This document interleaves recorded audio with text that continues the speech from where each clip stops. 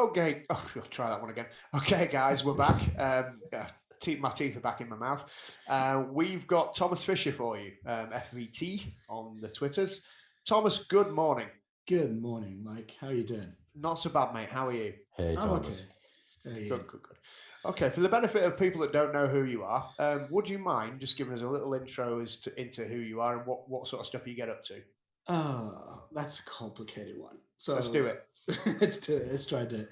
So, I mean, most people know me right now because I'm one of the directors for B-Sides London, and I also participate heavily in conferences as a speaker, as just participant. I like to share knowledge, and I like to help people get into learning new things and getting into the industry.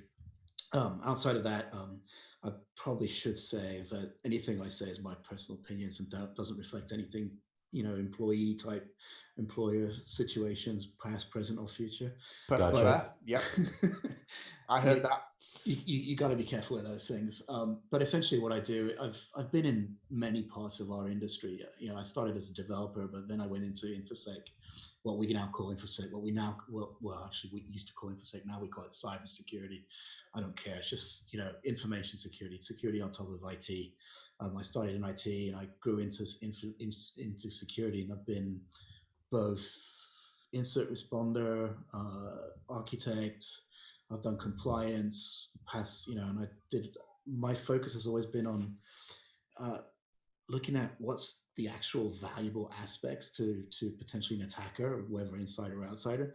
So in our situation today, I mean, what are IT systems managing? It's basically data, right? So whether it's personal data or intellectual property or things like that, the whole aspects for me of doing what I do is focused on how do we protect the data and how do we ensure that the data stays coherent Sure. and untouched by nefarious parties. I met you at an ICS conference, as I recall, when you were working for Digital Guardian. Yeah.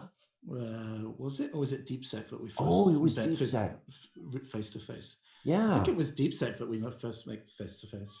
And I was always struck by, a kind of the way you've got pretty, I'm going to say, unflexible opinions of the industry, and I was really strongly drawn to that.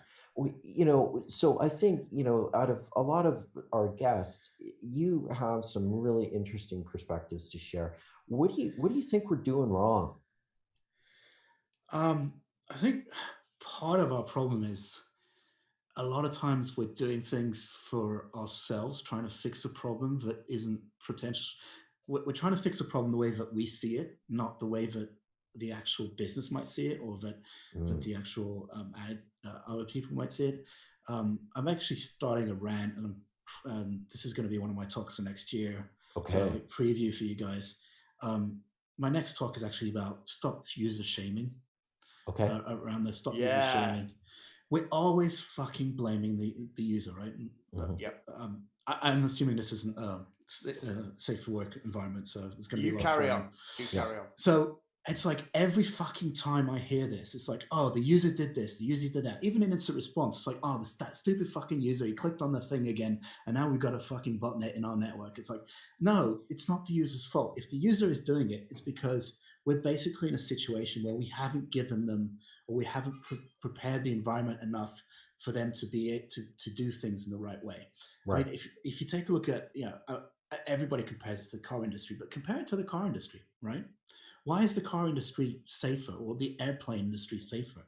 Because there is a risk. There's a known risk, right? There was, when cars started to appear, there was horse-drawn carriages and cars and people walking, and the cars definitely went faster. So laws got introduced, right? And it got into a stage where basically they had to build the cars to make them safe for the driver, because you can't stop stupidity of the person, right? Because some Right. people will drive fast because they think they know better and things like that.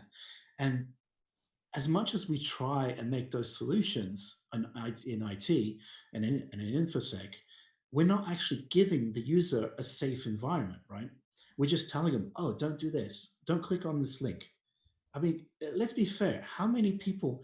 I'd like to see some real stats on how good user awareness programs actually work, right? Yeah. Not how good they're actually responding to your, once a month phishing test, but how much of your instance related to a user have actually gone down, right?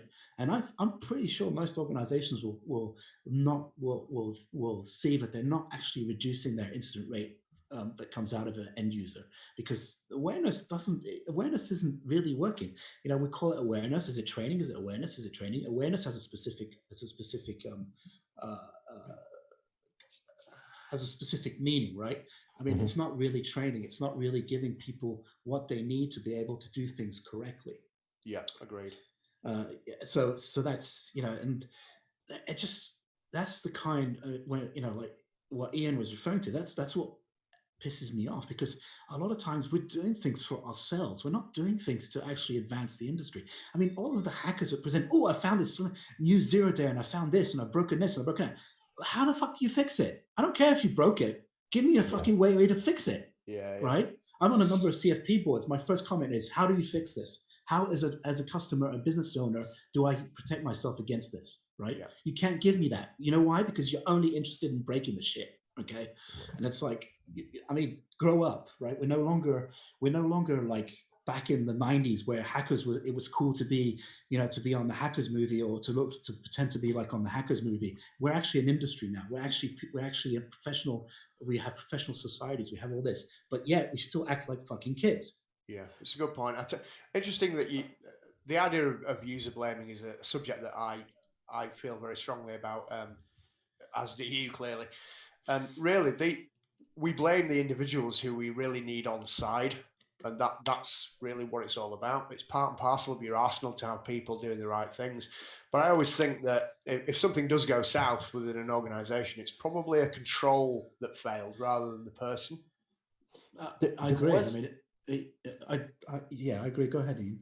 There's this one incident though that it happened recently that I just found hysterical, and it sort of underlines what you're talking about in a way. But as you know, the entity InfoSec Taylor Swift accidentally dropped a zero day, which and Travis Orvedy was the one that pointed out the zero day. And that about literally half an hour to an hour later, there was a El Register article on the zero day, Yeah. and I thought that was like comedy gold in a lot of ways, and I think you're right. I think folks that deliberately can't take themselves so seriously and just cannot get over themselves, that was just a brilliant situation where something accidentally happened. It was big. It forced the revocation of a certificate across a huge install base. Did you follow that at all? Did you? Yeah, I was. I mean, I What wouldn't did you call think? so again, I wouldn't really call it a zero. This is one of the things. I wouldn't call it a zero day. I mean, you Fair. can call it a zero day because, oh wow, I just discovered this and it's like everybody can exploit it. But the fact was, it's just bad, lazy programming, right? I mean, let's Yeah, face yeah. it. Right now, I'm doing a stint in AppSec, and I'm helping some people with AppSec, and I'm like, um, the first thing I get, oh, it's like security isn't paid, and it's like we need to do this, we need to do this quickly. It's like, yeah, but if you want to get things done and you want to make it safe, then we need to build those controls in. And the easiest way to build those controls in is if you start doing it from the beginning. I this is where I also get really back to your comment earlier. I'm stringent. It's like that's not really a zero day, right? Because Right. it's not. There's nothing really broken there. It's just a bad programming practice. So they put the private key inside an app, and it's easily accessible. But is it a zero day? Because No, you're not it's really not. breaking anything. You're just abusing the system, right? It's Right. an Right. abuse, yeah, but not really a zero day. And that's the problem with our industry today too. It's like, oh, I found this newfangled thing. Let me see how much press I can get of it. Let's see how famous I can Yeah. become. It pisses me off because it's something we've spoken about in a couple of our beer farmers talks is this idea of zero days being hip, cool, and trendy. If you're not to name him as Ian named him, but if you're a research officer working at Project Zero, then that's what you get paid to do. See, I have sympathy for Project Zero now because, and and and maybe Travis is almost a victim of this because they their whole reason for existence is to essentially tear apart other companies' software in the interests, okay, of making the world a better place. But I think there's also another competing interest is that Google is a corporation. It likes to see its brand in the news. They feel that the idea of calling out other software manufacturers for poor security is a way of contributing in a positive way through maybe this Machiavellian marketing lens. But are those Project Zero researchers just a victim of a corporation? So I know. I mean, I know a few guys that work in the Google security team, be it Project Zero or be it just the plain, company, the guys that protect the company. I don't. I think they're a victim of their own success to a certain extent, right? They've That's the problem is once you get to that stage, they've done some really good work in identifying things that are broken, right? And they've done it in the right way. And so you get that label as like, oh, you're a fantastic researcher, you're doing some really great job, and that's great, that's cool. But then anything that comes out of your mouth seems to have this click or this following, saying, oh, this guy did, found this, and oh, it's so, like, I don't even really have the words to express it. It's just become like a following, A cult. Yeah. A cult, yeah. Yes, yeah. I The mean, cult of Zero Day. We launched it today. I Yeah. just bought the domain name. I didn't hear the clickety click clack. It's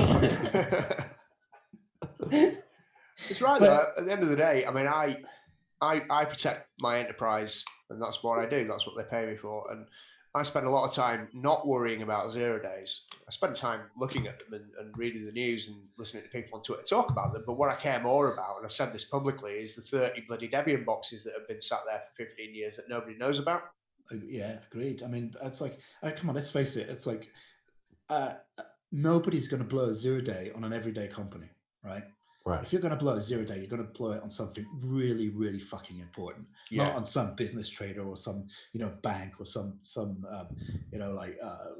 commercial entity that has a web presence and that has 10 Debian boxes. They don't fucking care about you. No. Not like that. Not. I mean, they probably will make you a target, but they've got much better ways to get at you. And that's where we go back to the beginning, which is the user, right? It's like, right. We're not giving the user the proper abilities to protect themselves or to do things properly. So it's an open door to a certain extent. Literally, right? When the job of most users is to click on links, we're trying to tell them, oh, don't click on that link. It's like, but my job is to click on links. So I think it was Europol. Yeah. They have this ad going on protect yourself against malware. Okay. And it's like flat, it's like one of those GIFs, streaming GIFs or whatever. I saw it the other day, but it's they're trying to do positive thing, trying to teach people to, be careful what they're doing. But then during that sequence, it goes, only click on trusted websites, on trusted links. I'm like, how the fuck is an everyday person supposed to know what a trusted link is? Good point. I mean, answer me that, right? It's like, what, we don't give them anything to tell them it's a trusted link as an industry. The vendors and the people that provide all these fancy applications, stuff like that, they don't give them a means to actually tell you it's a trusted link. We have, as InfoSec people, have one. Do the MD5, do this. Got it. You've got like, we can put the web server up and we can make sure that only like whitelisted URLs go through. But your neighbor, the old person down the street, how are they supposed to know? They've not a clue. Agreed. Completely agree. Can I ask you a question about? It's kind of users, but it's more around users of social media. And there is a punchline to this. About 18 months ago, you might remember T-Mobile Austria had a security incident, and it was quite public, and a couple of quite notable individuals kind of got involved in the ridicule side of things. And then very quickly, it kind of precipitated a very large pile-on onto the individual that was operating the Twitter account. Now, I find that incredibly distasteful and extremely irresponsible for so-called professionals in this industry to participate in. And I wonder what your thoughts are on that. We don't see it too much, but when it happens, it can be quite a shitstorm. I seem to see it happen more often than we think. Actually, Right. I get a lot of people like complaining about this or that. I saw one retweeted yesterday by Jack Daniel. I think one of these types of things. We're back to the user shaming. Aspect. It's.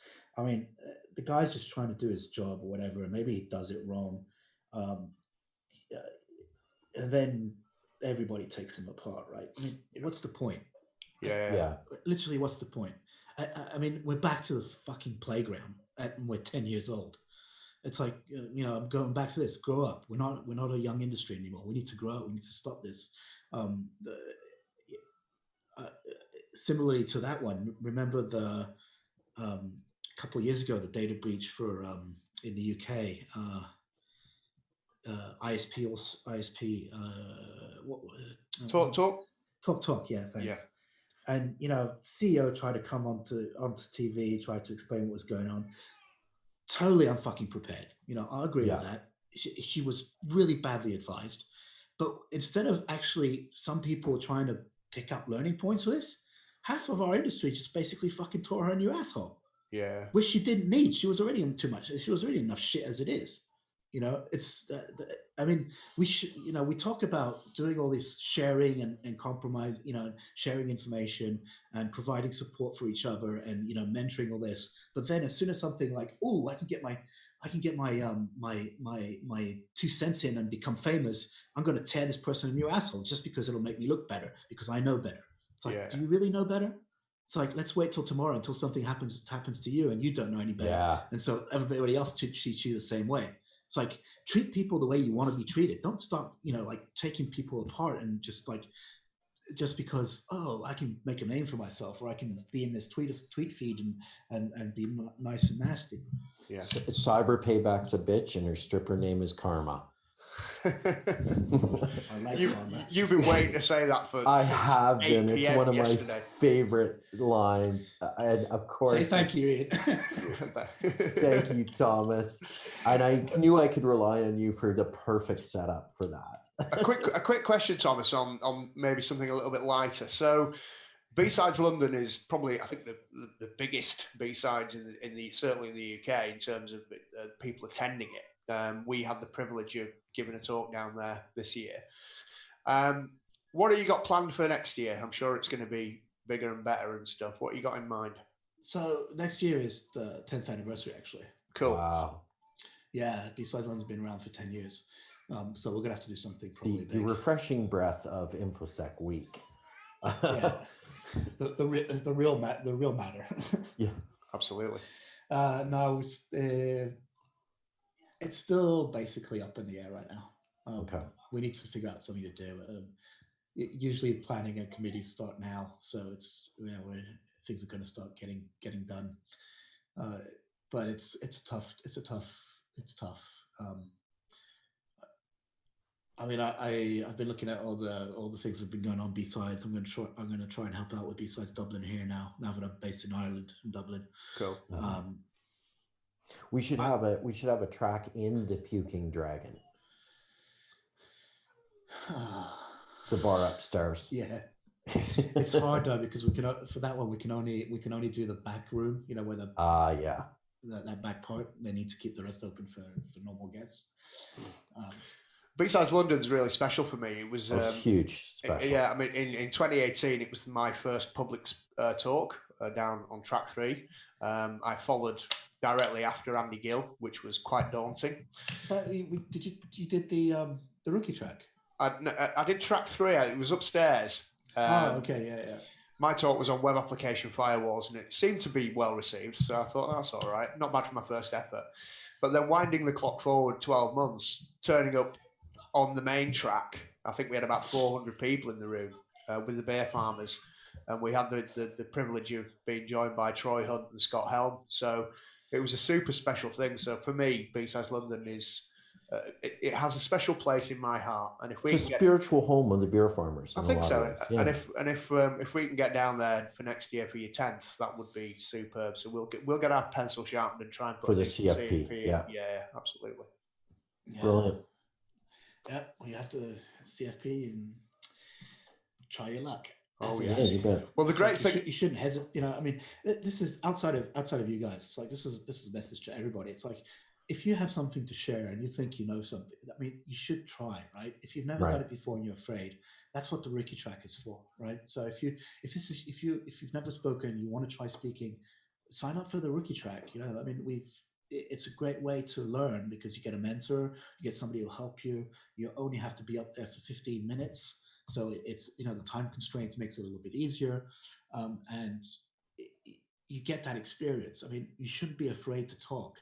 And I feel, and this is a problem that, you know, we could go off for this whole problem for hours, but we're back to that. It all comes back to, you know, that shaming aspect that we were talking about earlier, right? Just on the Twitter feed and stuff like that. It's like some people are afraid to talk because they're afraid that they're going to be badly received. And it's a shame because you can learn something from everybody, right? It's like this, nobody has nothing to say. Everybody has an opinion, and that opinion might give you something to think about. All of my talks today are about changing your thought process. Even my latest one that I've been doing, that I did last week at DeepSec, you know, it's an IR talk, but I'm not talking about anything in specific. I'm talking about think about what you're doing and look at the way you're doing things, and maybe think that there might be something better to do, right? Or some different way to do. And that's why I appreciate people who go up and stand up on stage, because even if they're talking about the way that they did it, if they give you like a story and they give you like, this is what I found, this is how I fixed it, you can learn something, right? There's always a take back.